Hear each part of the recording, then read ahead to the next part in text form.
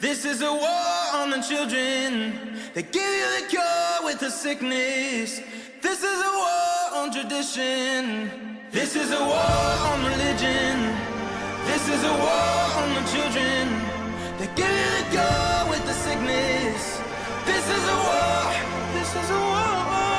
This is a war that we living through. Never reveal to you that they also leaving killing you. They don't tell you what the hell you agreeing to. She been hurting you, don't know who leading you. Keep on proceeding to follow. Your mind is so hollow. Are you being coddled by government swallowing up everything that the media tell you without a question or a problem? All of this sheep being slaughtered. They poison the water, removing the father. Ain't trusting these daughters, ignoring blue collar, keep printing the dollar, brainwashing your sons and your daughters. Ain't got any honor if I'm being honest. I just ain't picking this side, but I'm gonna ride for my freedom and die for my freedom and question the government lies. A lot on my mind, it's so little time. Gotta think all of us needing a sign. The devil he hides an ego and pride. They selling, they paying the price. God won't give you more than you can handle. Government should be dismantled. Every politician got a scandal. Prepare for the war, we going to battle. This is a war.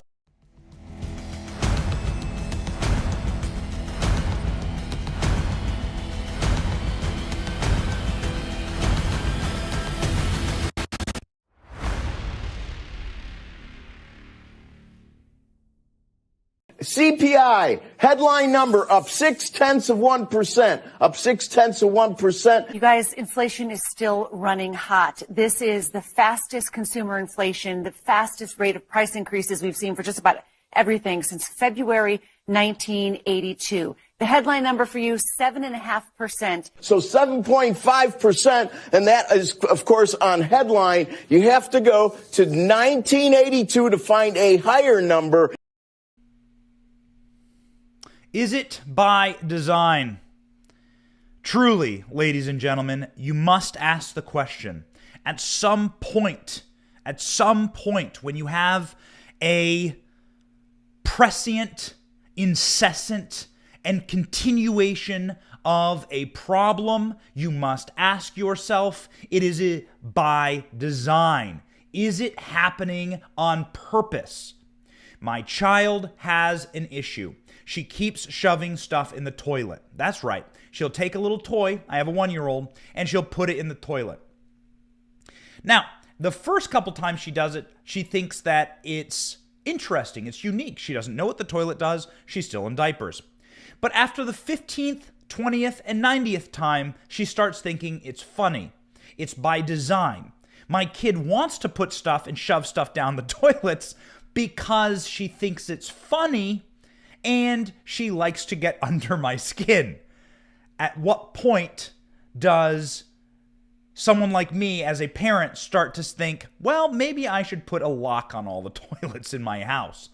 Maybe we should start considering why Joe Biden is putting our economy purposefully in the toilet. The Federal Reserve. We should begin to start thinking through what type of monetary policy has the Federal Reserve been following over the last few decades.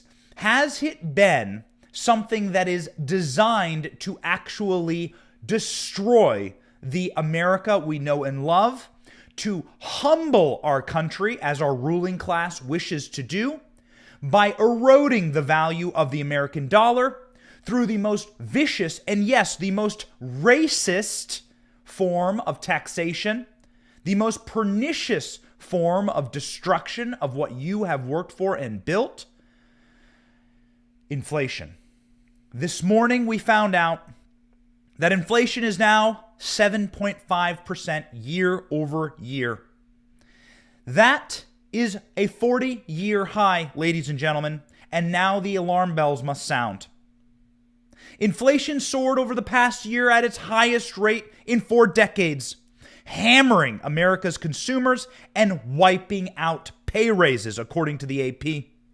The Labor Department said that consumer prices jumped 7.5% last month compared to 12 months earlier. That means that your dollar is worth approximately 10% less because of Joe Biden. The most harmful thing that has ever happened to your saving accounts has been Joe Biden. The most dangerous thing that has ever happened to your salary, to the money in your pocket, has been Joe Biden. You are worth 10% less. Your retirement is worth 10% less because it commands 10% less in value on the open market. What is a dollar worth? A dollar is worth what you can find at the dollar store. Simple economics. You walk into the dollar store with a $1 bill and you hand it to the cashier and you say, I would like this widget. And you grab the widget. That is the free exchange of goods. That is scarcity. That's the economy at play. The dollar store raised its prices to $1.25, making this illustration perfect, all but perfect. Your dollar is worth 10% less. The dollar store says your dollar is now worth a quarter less. These are approximations, cocktail napkin math. That's what the dollar store says. And that is what the data says from the AP.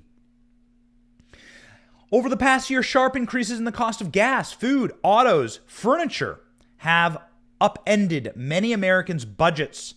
Economists estimate that the average household had to spend $3,500 more in 2020 to buy incidental goods and services.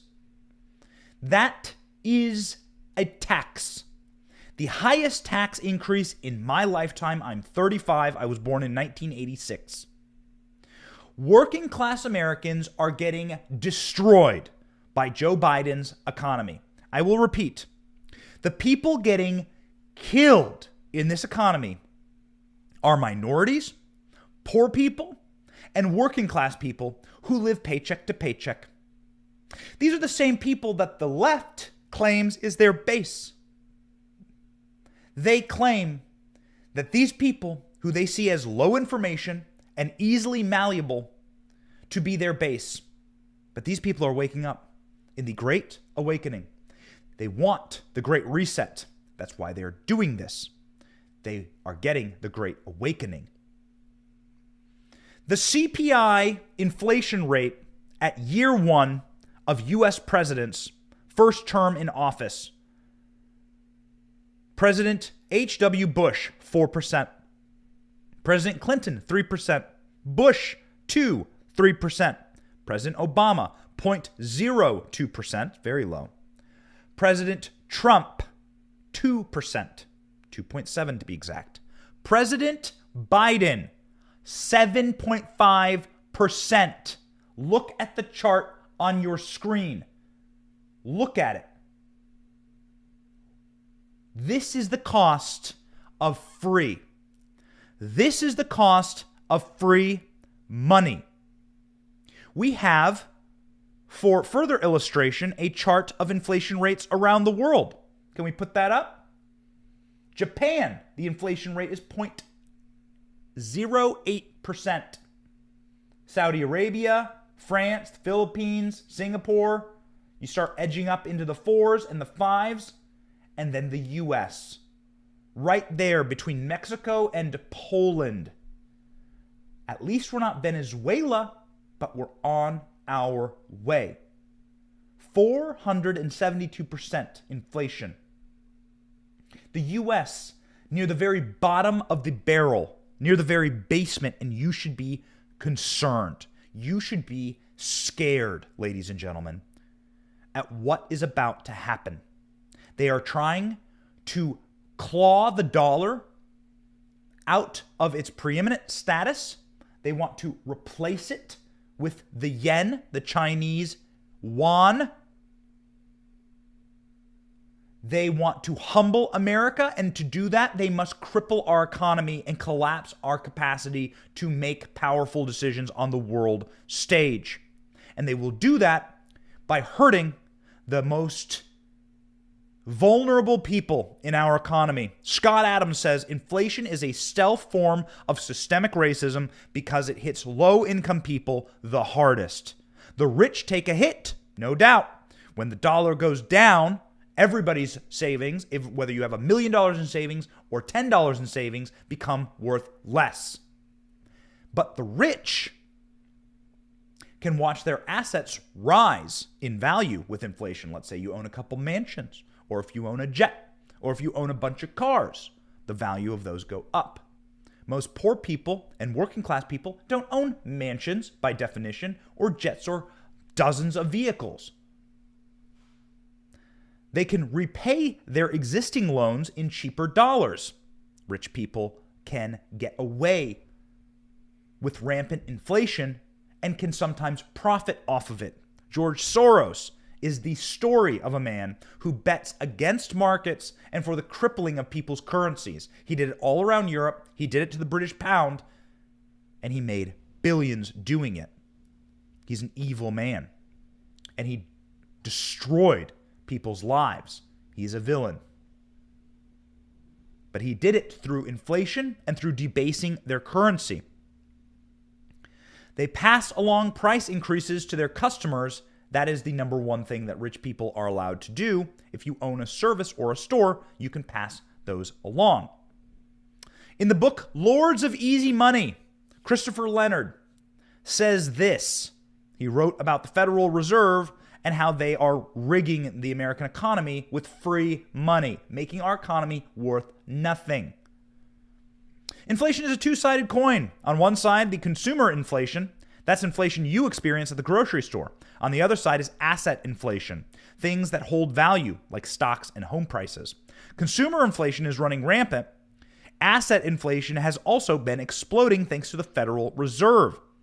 This is what happens when the Federal Reserve becomes the lords of artificially inflating Wall Street at the expense of Main Street.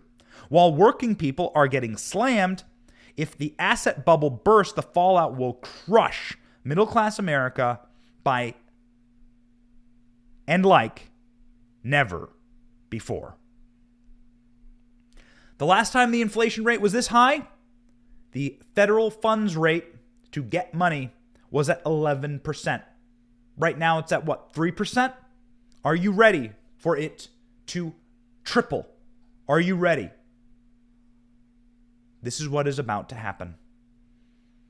The era of free money and blowing money into the economy has all but destroyed the once preeminent American economy. We are now watching the slow and steady crapification of the American dollar, and you are able to see it in every element of life. Every single aspect of life. My wife comes home with a grocery bill that is astronomical. She says we would spend $300 on groceries a month when we were living in DC, not a very cheap place to live. Now we spend $300 a trip, almost $1,000 a month. Here are the inflationary rates for various prices. Have you filled up your car recently? Every single gas station in Tampa, every single gallon of gas is above $4.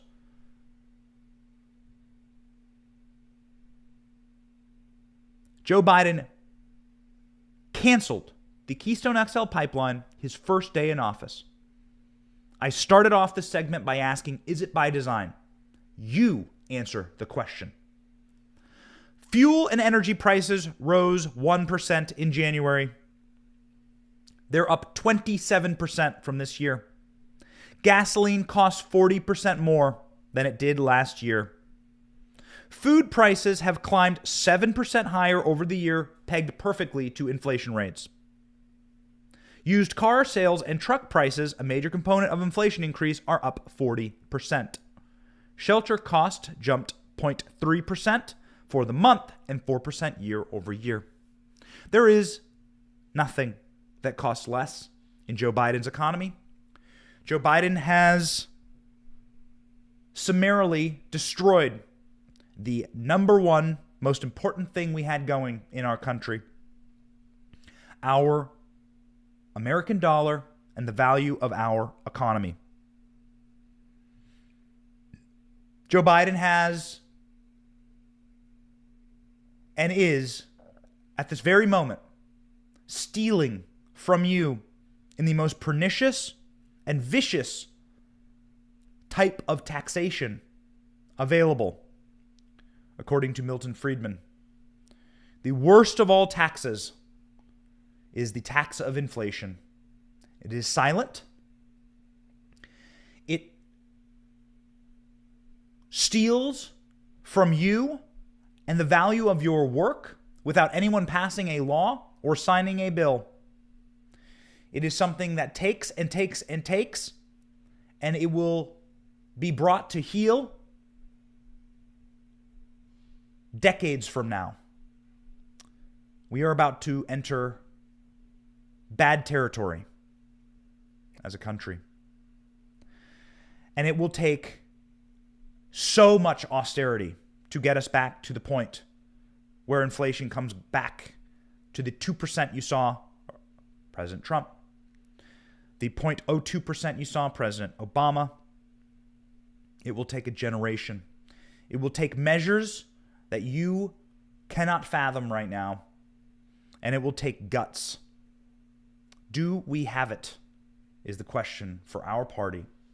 The question for the people who wish to save America, which is all this podcast is about and all this show is about, is do you have the guts and the iron in your spine to do what is necessary to right this ship? It will not be easy. It will not be pretty.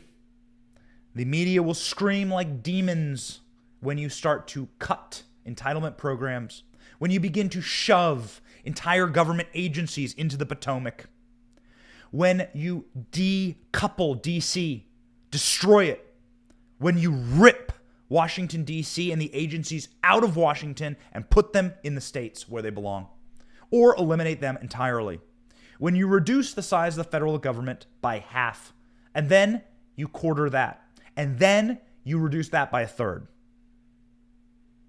And when you hand the power back to the only people who constitutionally have a right to it, which are the states. Go read the 10th Amendment.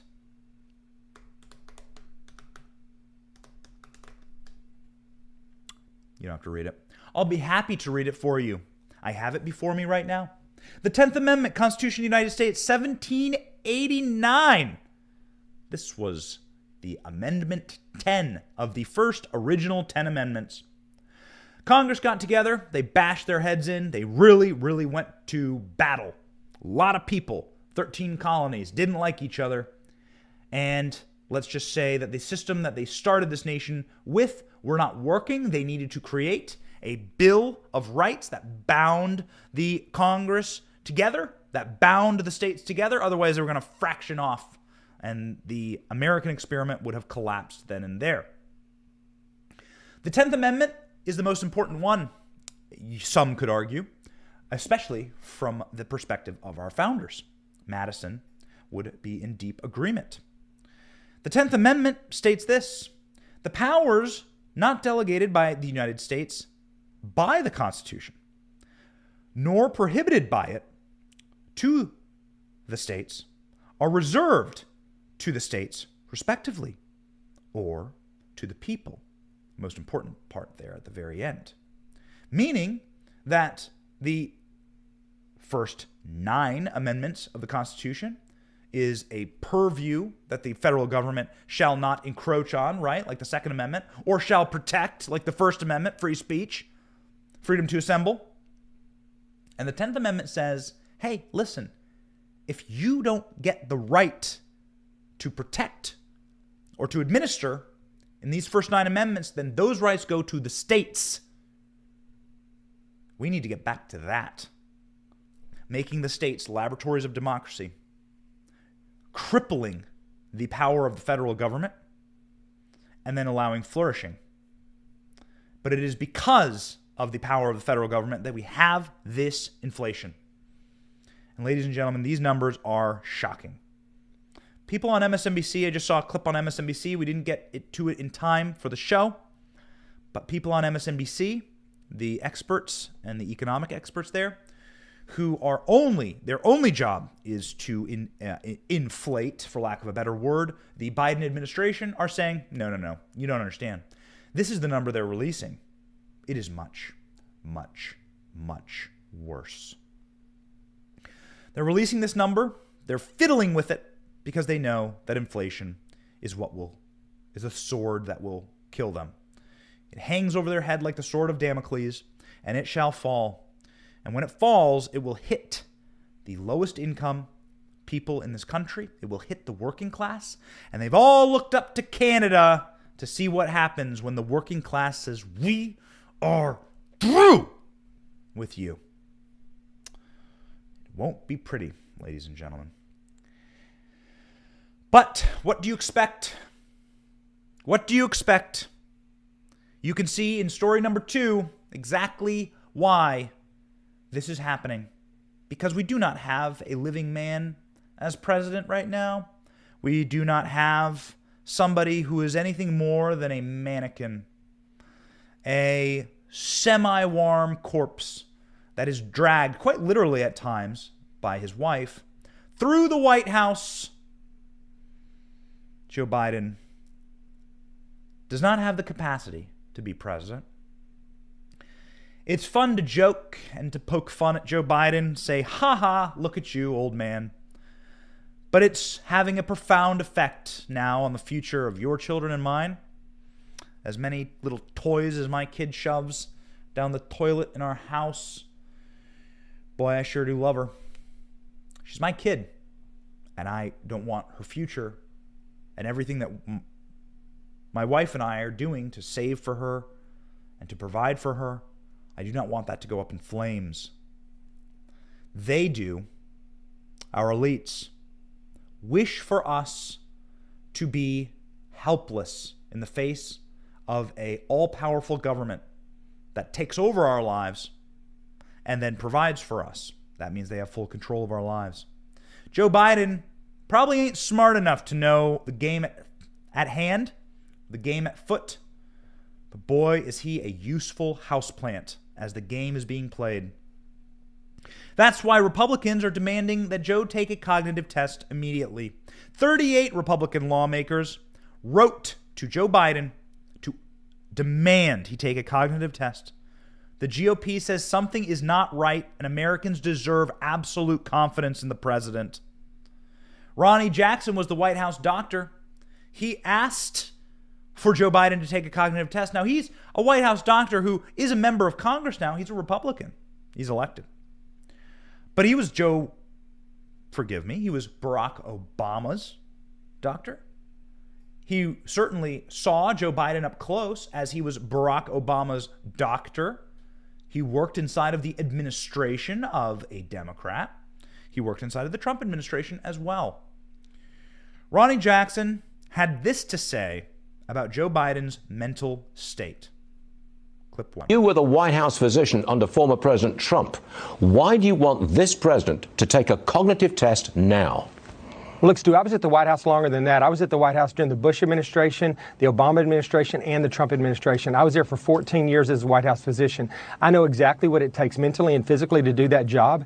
And I think that it's on full display for everybody in the country and everybody in this world to see right now that President Biden does not have the cognitive ability to do his job right now. He's continued to get worse and worse. I sent a letter back in June of last year requesting that he have a cognitive test done as part of his annual physical exam. This was before he had his physical exam done. He recently had his physical exam done. There was no mention whatsoever of any cognitive testing. And I remind everybody that we did this with President Trump. We set the precedent. We did this because of the outcry from the liberal media and from mainstream media and from the far left that the president should have a cognitive test as part of his evaluation. The precedent has been set, and President Biden needs to step up to the plate. He needs to have this test done, and they need to provide these results to the American people so we can have trust and confidence that he's capable. The American people should have absolute confidence in their president. They deserve to know that he or she can perform the duties as head of state and commander-in-chief, Ronnie Jackson says. Is he right? Of course he's right. The American president was never supposed to be a god-like administrator with such incredible powers over our economy and our administrative state. But the administrative state grows like cancer and metastasizes over and over and over again. The skeletons of our founding fathers are spinning at an RPM unheard of in their graves as they watch the administrative state that they so deeply warned against assume powers that maybe even King George never even considered the powers to mask your children, to demand that you take medicine you do not want, the power over the food that you eat, the air that you breathe, the fuel that you use to heat your home in the winter, the power to destroy your savings with the stroke of a pen and a bump of a point by the Fed. It's evil. And if somebody has that type of power, at the very least, we should go about destroying the administrative state. But at the very least, we should know that that person who runs the administrative state is indeed of sound mind. Ronnie Jackson says that Joe Biden is not of sound mind. He says that the House Republican letter that he wrote cites instances of the president forgetting the names of his senior cabinet members, misreading clearly marked figures, and even suggesting that Joe Biden has shown symptoms of Alzheimer's disease. The Alzheimer's Association lists changes in mood and personality, including being more easily upset, as one of the 10 signs of mental decline, Jackson wrote. You know, we've all turned on the TV and watched Joe Biden snapping and lashing out and getting frustrated and getting moody. You display this type of mood change during a cabinet meeting on January 24th, 2022, when you apparently did not know that your microphone was on and you called a White House reporter and a son of a bee. Family show here. We're not going to say the naughty word. But he called Peter Doocy a son of a bee. In the letter, he pointed out how former President Donald Trump, who was apparently given the Montreal Cognitive Assessment, MOCA, in 2018 when Jackson was the commander-in-chief's doctor. Trump had repeatedly bragged about acing the test designed to detect symptoms of mild cognitive impairment, such as early onset dementia. When Biden was asked to take the test on the campaign trail, here is how he responded. Clip 3. Have you taken a cognitive test? No, I haven't taken a test. Why the hell would I take a test? Come on, man. That's like saying you, before you got in this program, if you take a test where you're taking cocaine or not, what do you think, huh? Are you a junkie? What do you say to President Trump, who... Maybe that anchor could use one of Joe Biden's free crack pipes in order to smoke his crack that Joe Biden accused him of smoking. The drugs that Joe Biden accused him of using there. What an insult. We don't play that clip enough.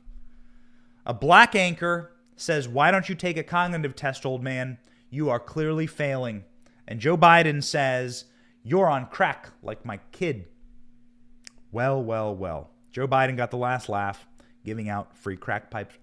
But just for the fact checkers out there, we will let you know that the administration has now rescinded the free crack pipes, and they will no longer be putting crack pipes in their drug kits, according to a announcement yesterday. Great, you know. Nothing says the country is taken off like an administration saying we will no longer provide pipes for you for crack. Nothing says it is morning in America again, as Ronald Reagan would say, than we have decided against free crack pipes. Ha! Unbelievable. We believe that regardless of gender, age, or political party, all presidents should follow the example set by President Trump to document and demonstrate sound mental abilities, the lawmakers wrote. Yes, I also agree that there should be an age limit on how late you can run for office. I think we can decide on an age limit that after a certain age, you should just not be allowed to run for president. There are age limits for how young you can be. Why not how old? Why are there age limits on how young you can be? Well, because You want someone to be of sound mind and of sound experience. Well, wait a second. How are we not looking into the later years of someone and saying the same thing? Why not? Other legislators who signed include Elise Stefanik. That's a big deal. She's a member of the leadership in the House. And it particularly includes, I beg your pardon, I'll continue from what Ronnie Jackson says in his letter. This particularly includes forgetfulness of ordinary tasks, which you have clearly exhibited in your tenure, Jackson writes to Joe Biden. A recent poll conducted by Politico Morning Consult found that 49% of Americans disagree that Joe Biden is mentally fit. 50% of the country doesn't think you're mentally fit. Dude, you are done. The largest share of respondents, 37%, said they strongly agree that Biden is mentally fit. Okay. 37% of the country must watch MSNBC or CNN or be otherwise deeply misinformed or have no eyeballs at all. Maybe they have early onset glaucoma. We should get that checked out. Number of Americans who express concern with Biden's brain in the mid-January survey is up a couple points to 48%. The confidence in him is dropping dramatically. 46% said in November that the president is mentally fit, a 6-point decline. Biden suffered 2 brain aneurysms in 1988. Why don't we talk about this while vying for the Democrat nomination? He had surgery to treat the life-threatening conditions. He also had a heart condition, which makes the muscle beat too fast, causing dizziness and confusion. It's known as an atrial fibrillation. America's oldest president, Joe Biden. The risk factors that naturally come with age are a concern.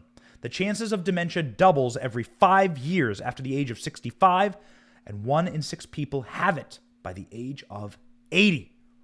We have for you a compilation here. It's clip 2. Not to insult Joe Biden. Certainly, we love poking fun at Joe Biden, but to truly ask the question, who are the evil people inside of Joe Biden's life? We're looking at you, Jill, and you, Hunter, and all of you venal leeches of power. And we're asking, why would you do this to the sad old man? He has had a hard enough life. Send him out to pasture, as they say. But no, you insist on dragging him before the cameras of the world, and then this happens. Watch, and shame on you, all of you who allowed this to happen.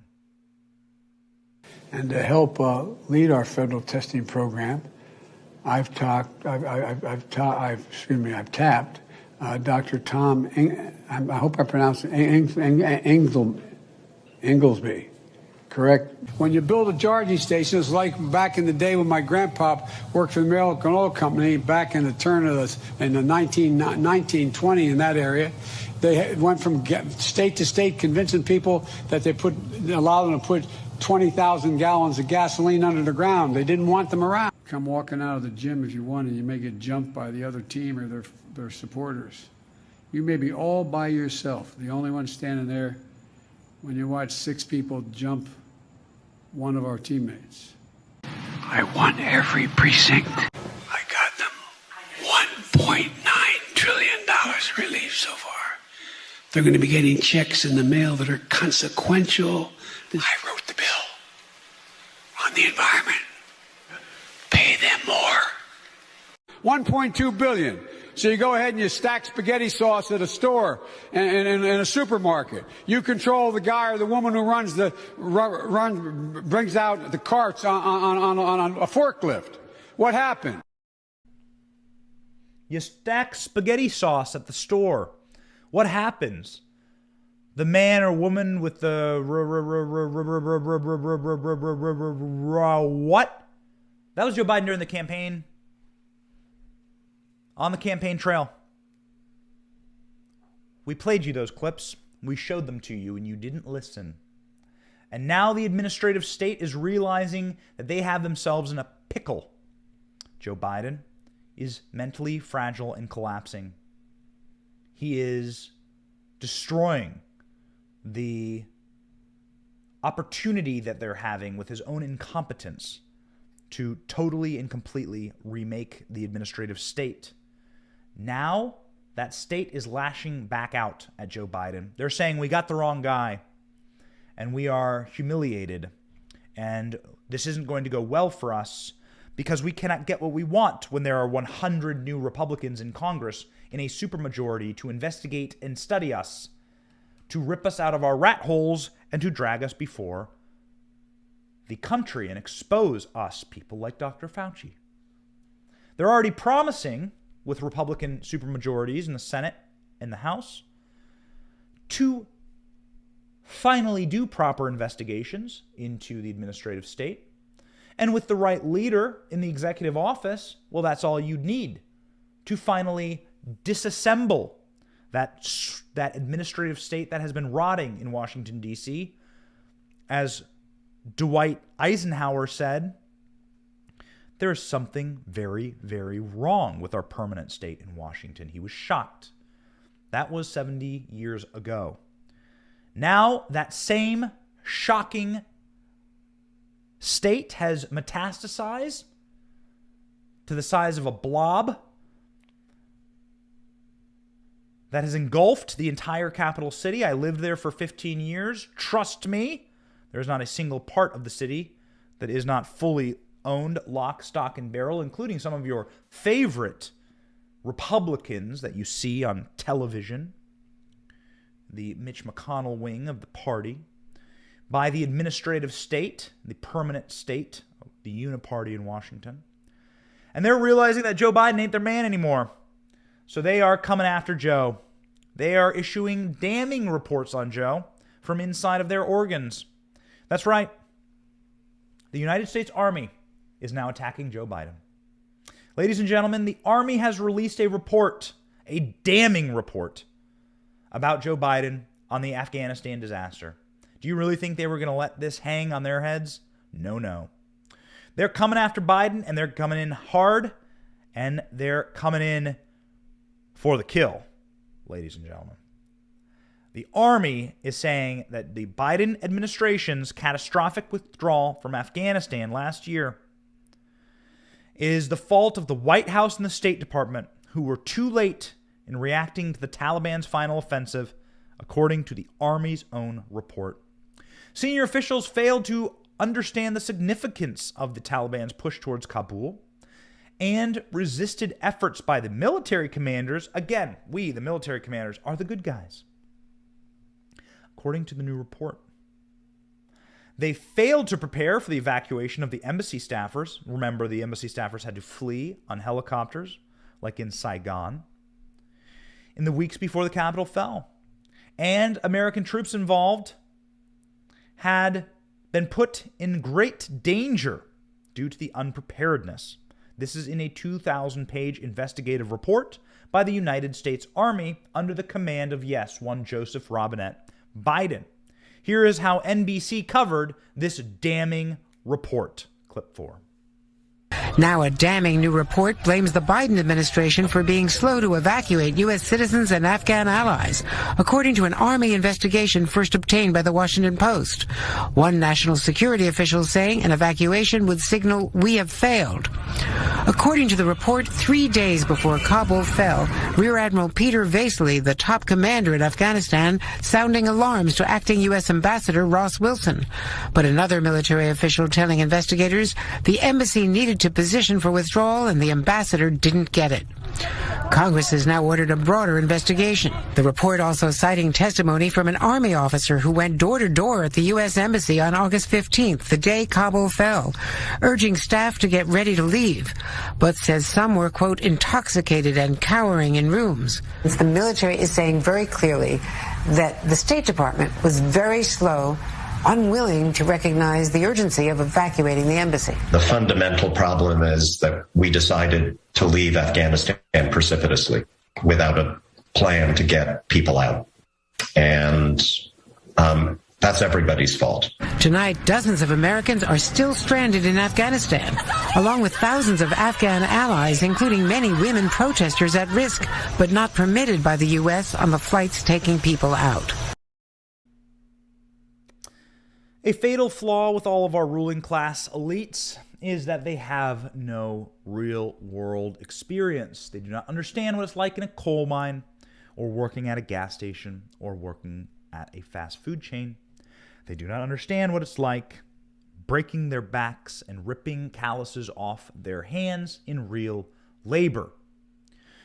Neville Chamberlain famously held up an agreement with Adolf Hitler for peace in our time in the lead up to World War II and in the lead up in the most savage assault on Great Britain, London, has ever experienced in its history. They bombed downtown London. They burned it to the ground. But just months before, Neville Chamberlain holds up a little piece of paper saying, "Peace in our time, Adolf Hitler will not attack us." And then the bombs started falling on the orphanages in London. And people started cowering inside of the subway stations for shelter, clinging to the thought that maybe that was the night that a Nazi bomb would pierce inside of the tube station and kill them all. Thanks, Neville Chamberlain. A perfect example of the ruling class getting it wrong. Winston Churchill, certainly a member of the aristocracy, but a man who went and fought wars, a man who was deployed, a man who saw military combat. He pegged Hitler for exactly what he was, and then acted accordingly and with resolve. The problem with Afghanistan is that you have a bunch of Neville Chamberlains running the Biden administration. The Biden administration is staffed with absolute morons who have spent their time inside of think tanks and prestigious study groups at universities across the world and have never spent their time inside of a foxhole or inside of a mechanic's shop.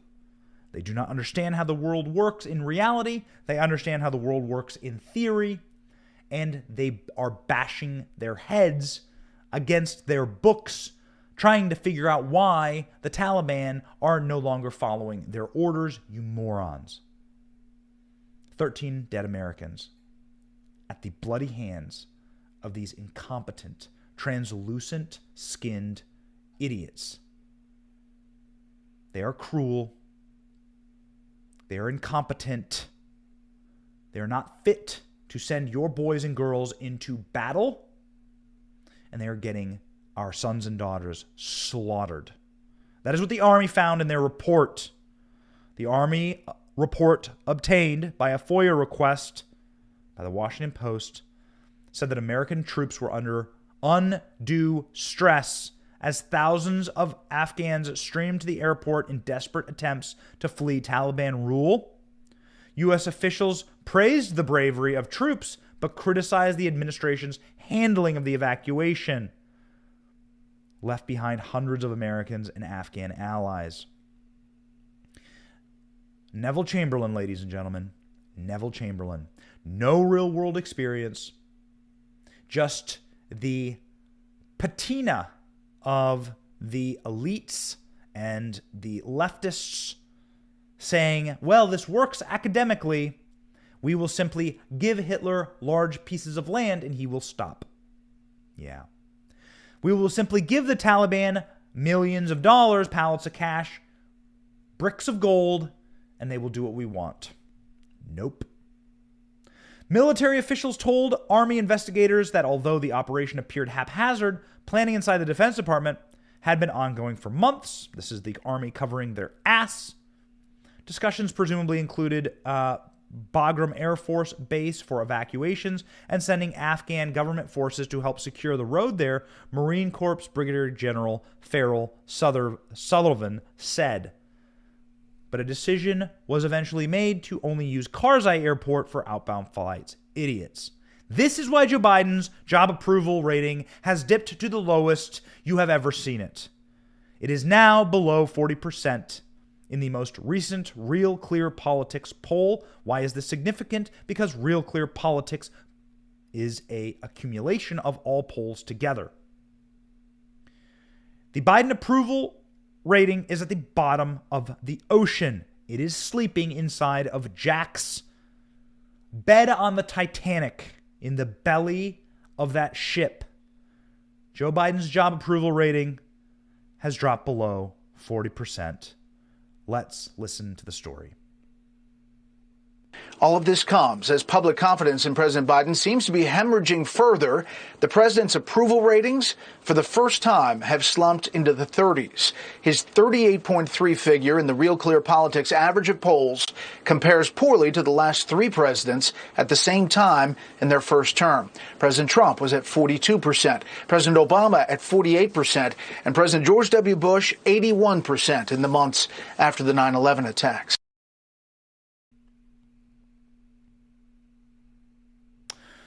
Biden's Real Clear Politics average job approval showed the president at 39.8% approval, compared to 54.4% disapproval as of Wednesday morning.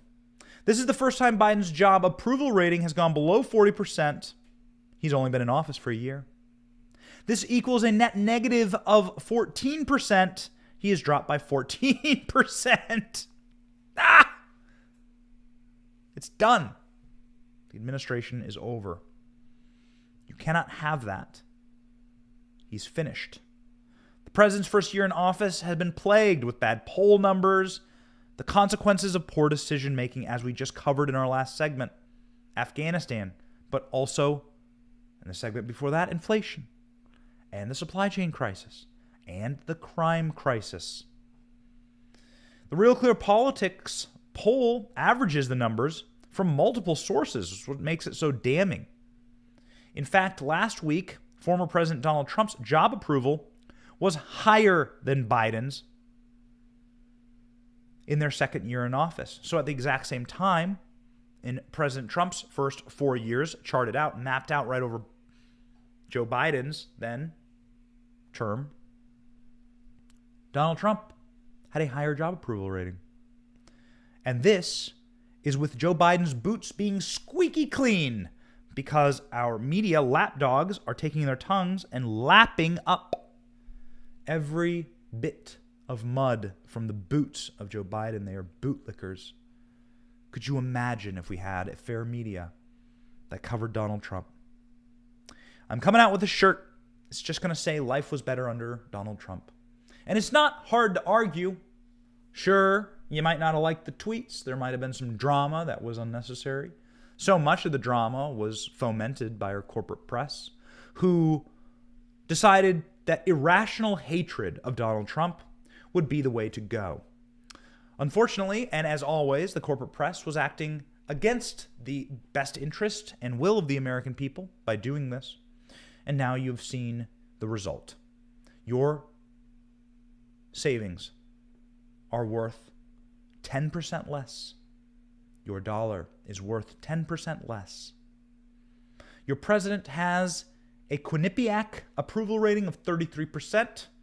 He's getting our boys and girls slaughtered in Afghanistan with his incompetence, and he may even get us into a war with Russia and Ukraine. He's protecting the borders of European countries, pseudo-European countries, but he's not protecting our border. And this is why people say, resign.